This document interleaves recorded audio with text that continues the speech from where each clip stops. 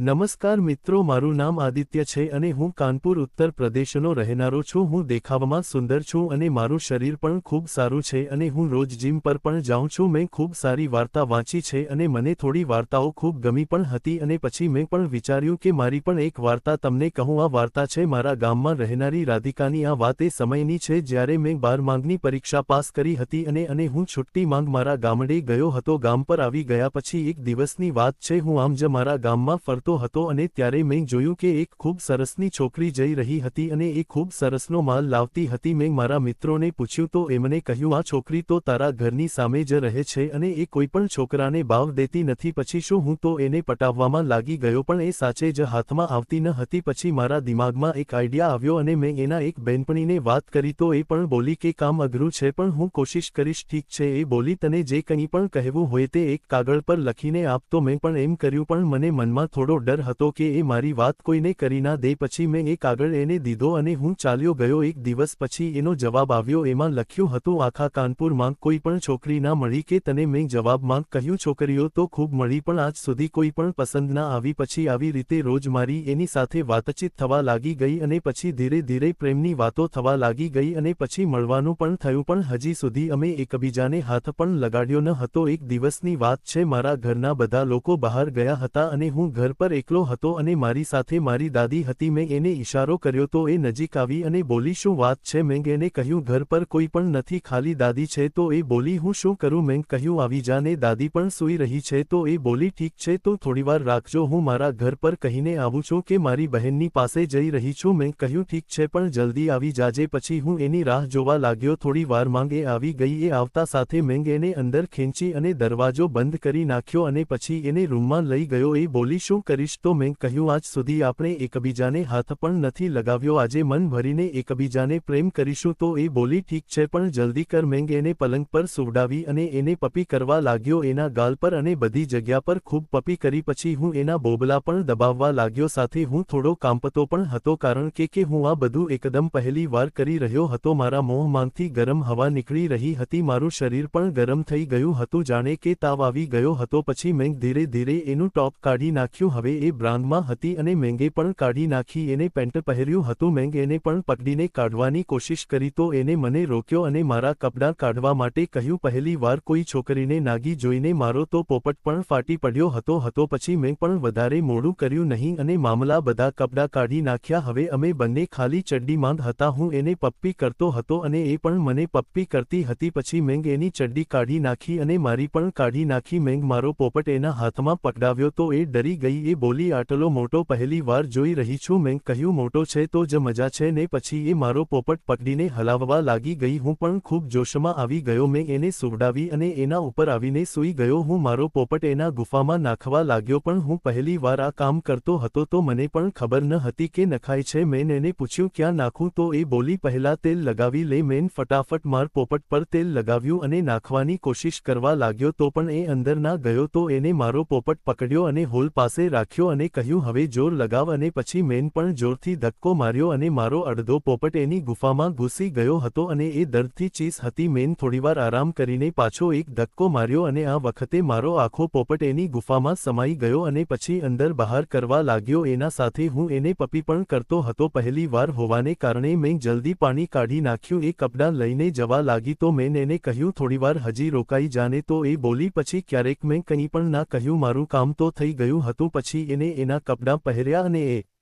ચાલી ગઈ। એ પછી મેં એની સાથે ખૂબ વખત ખોદકામ કર્યું। એ પછી હું આગળની વાર્તામાં કહીશ। જો તમને વાર્તા પસંદ આવી હોય તો વિડીયોને લાઇક અને ચેનલને સબસ્ક્રાઇબ કરવાનું ના ભૂલતા। ધન્યવાદ।